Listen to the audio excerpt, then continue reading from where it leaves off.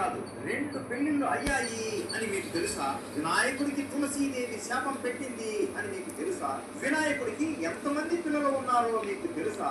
ఇవన్నీ ఈ రోజు వీడియోలో మనం తెలుసుకుందాం. ప్రతి ఒక్క వినాయకుడి భక్తుడు మిస్ అవ్వకుండా వీడియో చివరి వరకు చూడండి. వినాయకుడికి 20 ఏళ్ళు వయసు వచ్చాక ఈ పెళ్లిళ్ళు ఈ పిల్లలు మన వల్ల అయ్యే పని కాదు, భీష్ముడిలాగా మనం కూడా ఆ జన్మ బ్రహ్మచారిలాగా ఉండిపోదాం అని వినాయకుడు నిర్ణయించుకుంటాడు. ఈ విషయం తెలియని శివపార్వతులు మన కుమారుడు కార్తికేయుడికి పెళ్లి అయిపోయింది. అలాగే మన కుమార్తె అశోక సుందరికి కూడా పెళ్లి అయిపోయింది.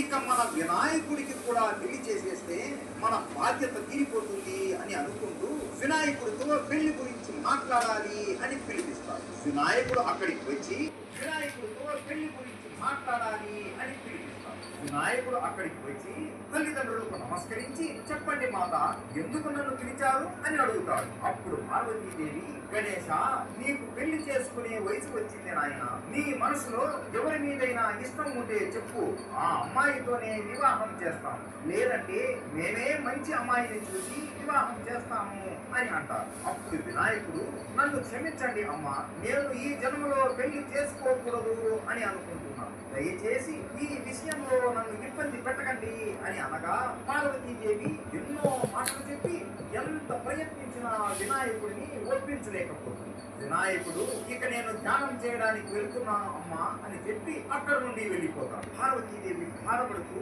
శివుడితో, ఏంటి స్వామి, గణేశుడు ఇలా అంటున్నాడు, మన పుత్రుడి వివాహం మనం ఎప్పటికీ చూడలేమా అని బాధపడుతుంది. అప్పుడు శివుడు నవ్వుతూ, మన గణేశుడు ఆ జన్మ బ్రహ్మచారిలాగా ఉంటాడా, ఇది నేను నమ్మాలా అని నవ్వుతూ, సతీదేవి చనిపోయాక నేను కూడా ఇంక ఎవ్వరిని వివాహం చేసుకోకూడదు అని అనుకున్నాను. కానీ నా కోసం నువ్వు వచ్చావు కదా పార్వతి, అలాగే మన గణేశుడు కోసం కూడా ఒక్కరు వస్తారో లేదా ఇద్దరు వస్తారో చెప్పలేం అని నవ్వుతూ పార్వతితో అంటాడు. పార్వతీదేవి, మీరు అలా అనకండి స్వామి, ఇప్పుడు నన్ను ఎందుకు అలా ఆట పట్టిస్తున్నారు అని సిగ్గుపడుతూ అంటుంది. వినాయకుడు భూమి మీద ఒక దట్టమైన అడవిలో కూర్చొని ఓం నమో నారాయణ, ఓం నమో నారాయణ అంటూ తపస్సు చేస్తూ ఉంటాడు. అదే సమయంలో అటువైపుగా తులసీదేవి అడవి పువ్వుల కోసం వెళ్తూ ఉంటుంది. తులసీదేవి గణేశుడిని చూడగానే ఒక్కసారిగా ప్రేమలో పడిపోతుంది.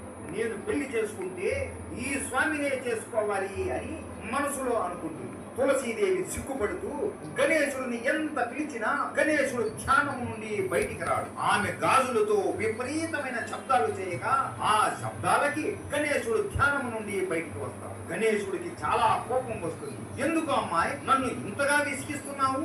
నేను ధ్యానం చేస్తున్నాను అని తెలిసి కూడా ఎందుకు నా ధ్యానానికి భంగం కలిగించావు? నేను నిన్ను శపిస్తాను అని భయం కూడా లేకుండా ఎందుకు నవ్వుతూ నన్నే చూస్తున్నావు అని కోపంతో తులసీదేవితో అంటాడు. తులసీదేవి సిగ్గుపడుతూ గణేశుడు కళ్ళల్లో కళ్ళు పెట్టి చూస్తూ, నన్ను క్షమించండి స్వామి, నేను ధర్మధ్వజుడు కుమార్తెను, నా పేరు తులసి, మిమ్మల్ని చూడగానే ప్రేమలో పడిపోయా, మీతో మాట్లాడాలి అనిపించింది, అందుకే మీ ధ్యానానికి భంగం కలిగించాను. నాకు పెళ్లి వయసు వచ్చింది, నాకు తగిన వరుడు మీరే అని అనిపిస్తోంది, నేను మిమ్మల్ని వివాహం చేసుకోవాలి అనుకుంటున్నాను అని సిగ్గుపడుతూ అంటుంది. ఆ మాటలు విన్న వినాయకుడు ఆశ్చర్యపోతాడు. ఈ తులసీదేవి చూస్తే ఎంతో అందంగా ఉంది కదా, ఈమె నన్ను ఎందుకు వివాహం చేసుకోవాలి అనుకుంటుంది అని ఆలోచనలో పడి, లేదు అమ్మాయి లేదు, నేను ఈ జన్మకి ఆ జన్మ బ్రహ్మచారిలాగా ఉండాలి అనుకుంటున్నాను, నేను మిమ్మల్ని వివాహం చేసుకోలేదు దేవి, నన్ను క్షమించండి అని తులసీదేవితో అంటాడు. ఆ మాట వినగానే ఆమెకి ఎంతో బాధ వేస్తుంది. ఆమె మనసు విరిగిపోయినట్లు అయిపోతుంది. కళ్ళలో నుండి నీరు ఆగకుండా వస్తూనే ఉంటాయి. ఆమె దుఃఖంతో గట్టిగా ఏడుస్తూ కోపంతో, మీరు నన్ను వద్దు అనుకుంటున్నారా? మీరు బ్రహ్మచారిలాగా ఉండాలి అనుకుంటున్నారు కదా, మీకు ఒకటి కాదు 2 పెళ్లిళ్ళు అవుతాయి, 2 భార్యల మధ్య మీరు బ్రతకాలి అని శపించి అక్కడి నుండి వెళ్ళిపోతుంది. వినాయకుడు, ఇదేంటయ్యా ఇది మూషిక, చూశావా, ఆమెనే వచ్చి ఆమెనే ప్రేమలో పడి ఆమెనే నా ధ్యానం భంగం చేసి ఆమెనే నన్ను వివాహం చేసుకోవాలి అని చెప్పి చివరికి ఆమెనే నన్ను చెప్పించి వెళ్ళిపోయింది. ఈ ఆడవాళ్ళని మనం అస్సలు అర్థం చేసుకోలేము. అందుకే నేను వివాహం చేసుకోకూడదు అని అనుకుంటున్నాను మూషిక అని అంటాడు. అలా కొన్ని సంవత్సరాలు గడుపుతాయి. దేవుళ్ళు ఎవరు కొత్తగా వివాహం చేసుకున్నా కూడా వారు కైలాసానికి వచ్చి శివ పార్వతుల దర్శనం చేసుకునేవారు. వాళ్ళందరినీ గణేశుడు చూస్తూ ఉండేవాడు. అలా ఎంతో మందిని చూసి గణేశుడికి కూడా మెల్లగా వివాహం చేసుకోవాలి అని అనిపిస్తుంది.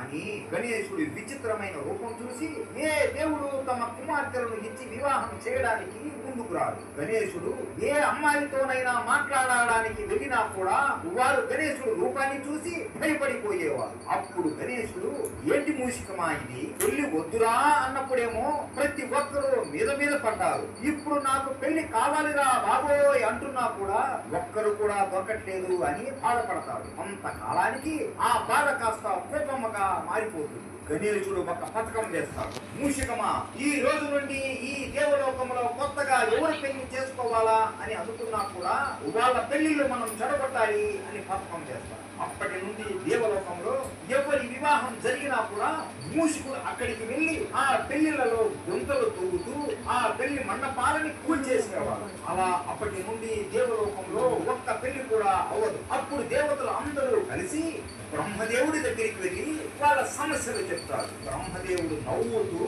ఈ గణేశుడు భలే చిలిపు పనులు చేస్తూ ఉంటాడే, ఇలాంటి వాడే నాకు అల్లుడు కావాలి అని ఆయన తక్కువ శక్తితో ఇద్దరు అమ్మాయిలను సృష్టిస్తాడు. వారి పేర్లు రిద్ధి మరియు సిద్ధి అని నామకరణం చేస్తారు. వారి ఇద్దరు ఎంతో అందంగా ఉంటారు. వారికి గణేశుడి గురించి చెప్తుంటే వారి ఇద్దరు గణేశుడితో ప్రేమలో పడిపోతారు. బ్రహ్మదేవుడు వాళ్ళ ఇద్దరిని తీసుకుని పెళ్లి సంబంధం మాట్లాడడానికి కైలాసానికి వెళ్తాడు. అదే సమయంలో గణేశుడు పెళ్లిళ్ళు ఎలా చెడగొట్టాలి అని మూషికుడితో మాట్లాడుతూ ఉంటాడు. దూరంగా వస్తున్న రిద్ధి మరియు సిద్ధిలని గణేశుడు చూసి ఆహా ఏమి అందం, ఎంత అందంగా ఉన్నారు వీళ్ళిద్దరు అనుకుని ఎవరు ఈ కన్యలు అనుకుంటూ వారిని చూసి మయమరిచిపోతాడు. అలా బ్రహ్మ రిద్ధి మరియు సిద్ధిలని శివ పార్వతుల దగ్గరికి పిలుచుకొని వెళ్ళి ఇలా అంటాడు. దేవి పార్వతి, వీళ్ళు ఇద్దరు నా కుమార్తెలు. వీళ్ళకి గణేశుడు అంటే చాలా ఇష్టం. ఇద్దరు గణేశుడిని వివాహం చేసుకోవాలి అనుకుంటున్నారు. అందుకే పెళ్లి సంబంధం మాట్లాడడానికి వచ్చాను అని అంటాడు. ఆ మాట వినగానే పార్వతీదేవి నవ్వుతూ ఆనందంతో మా గణేశుడు ఆ జన్మ బ్రహ్మచారిలాగా ఉండాలి అనుకుంటున్నాడే, మరి ఇప్పుడు ఎలా అబ్బా, వీళ్ళేమో ఎంతో అందంగా ఉన్నారు. ఈ విషయం గణేశుడికి తెలిస్తే అస్సలు ఊరుకోడు అని అంటుంది. గణేశుడు ఇది వింటూ అయ్యో అమ్మ నా కొంప ముంచేలాగా ఉంది అని వెంటనే అక్కడికి వస్తాడు. అప్పుడు రిద్ధి మరియు సిద్ధి గణేశుడిని చూసి మొదటి చూపులోనే ప్రేమలో పడిపోతారు. గణేశుడు కూడా వారిని దగ్గరగా చూసి ఇంకా ఎక్కువగా ప్రేమలో పడిపోతాడు. గణేశుడు అమ్మా నాకు పెళ్లి చేసుకోవాలి అని లేదు, కానీ ఇక నువ్వు బాధపడడం నాకు ఇష్టం లేదు. నేను నీ బాధని అస్సలు చూడలేను అమ్మా.